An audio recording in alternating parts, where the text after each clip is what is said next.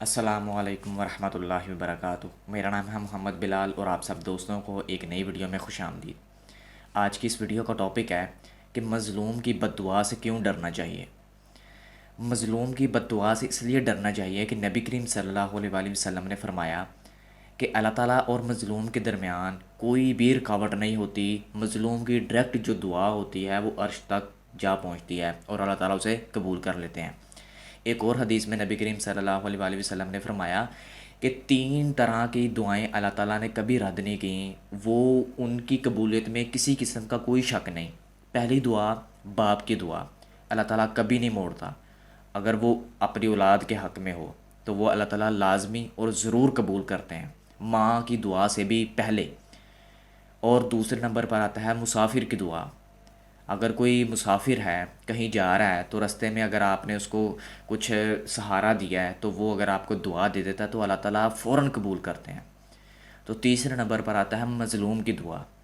مظلوم کی دعا بھی اللہ تعالیٰ نے کبھی رد نہیں کی، فوراً اللہ تعالیٰ قبول کرتے ہیں۔ یہ ڈائریکٹ اللہ تعالیٰ کے عرش پہ جاتی ہے اور اللہ تعالیٰ اسے قبول فرماتے ہیں۔ جو اللہ کے نبی صلی اللہ علیہ وآلہ وسلم نے فرمایا، اس دن سے ڈرو جس دن تمہاری تمام جو نیکیاں ہوں گی وہ اگلے کے مظلوم کے جو ہے وہ نامہ اعمال میں ڈال دی جائیں گی، اور اگر تمہاری نیکیاں بھی کم پڑ جائیں گی تو اس کے گناہ، مظلوم کے جو گناہ ہوں گے وہ تمہارے کھاتے میں ڈال دیے جائیں گے۔ تو اس دن سے ڈرنا چاہیے۔ اسی لیے نبی کریم صلی اللہ علیہ وآلہ وسلم نے فرمایا کہ اس دن کے آنے سے پہلے اپنے بھائیوں سے معافی مانگ لو، کیونکہ اگر کوئی مظلوم رہ گیا اور قیامت آ گئی یا تمہاری موت کا ٹائم آ گیا تو تمہارے پاس معافی کا کوئی بھی چارہ نہیں ہوگا، تو پھر قیامت والے دن ہی، اس دن ہی حساب و کتاب ہوگا اور تمہارے جو گناہ اور نیکیوں کا وہ رد و بدل ہو جائے گا۔ تو ایک اور حدیث میں آپ کے سامنے پیش کرتا ہوں، بہت امپورٹنٹ حدیث ہے کہ نبی کریم صلی اللہ علیہ وآلہ وسلم نے فرمایا کہ 2 شخص آپس میں ایک دوسرے کے اوپر اسلحہ تان لیتے ہیں۔ 2 شخص آپس میں ایک دوسرے کے اوپر اسلحہ تان لیتے ہیں تو جو قاتل ہوگا اور مقتول ہوگا وہ دونوں جہنمی ہوں گے، مطلب کہ جو ظالم اور مظلوم دونوں جہنمی۔ تو ایک اور حدیث میں آتا ہے کہ حضرت ابو بکر صدیق رضی اللہ تعالیٰ عنہ نے پوچھا کہ اے اللہ کے نبی، ظالم کی تو سمجھ آ گئی کہ ظالم نے مظلوم کو جو قتل کر دیا، مطلب قاتل نے مقتول کو قتل کر دیا، تو قاتل تو جہنمی ہے، لیکن مقتول کیوں جہنمی ہے؟ تو نبی کریم صلی اللہ علیہ وآلہ وسلم نے فرمایا کہ وہ بھی اس کی ہی رس رکھتا ہوگا۔ مظلوم جو تھا وہ بھی اس کی ہی رس رکھتا تھا کہ میں اس کو قتل کروں۔ مطلب یہاں سے کیا بات واضح ہوتی ہے کہ اتنی سی بھی دل میں اگر کوئی میل ہوگی کسی کے بارے میں، اللہ تعالیٰ اس کو بھی ظالم کے اندر شمار کریں گے۔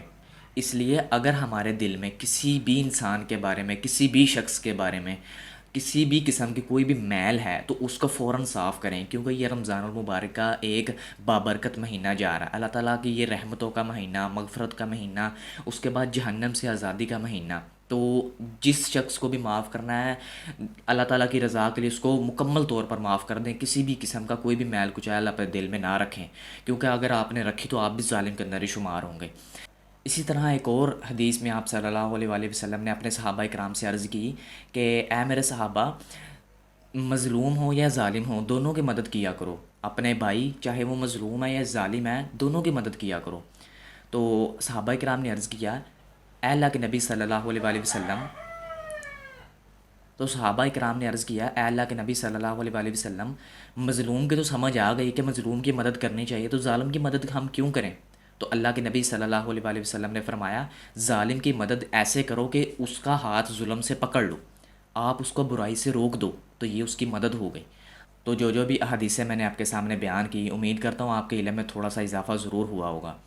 آس پاس نظر دوڑائیے، اگر کسی کو کسی قسم کی کوئی ضرورت ہے تو اس کی وہ ضرورت پوری کرنے کی کوشش ضرور کیجیے۔ تو بہت سارا خیال رکھیے گا، میں ملوں گا آپ سے نیکسٹ ویڈیو میں، تب تک کے لیے اللہ۔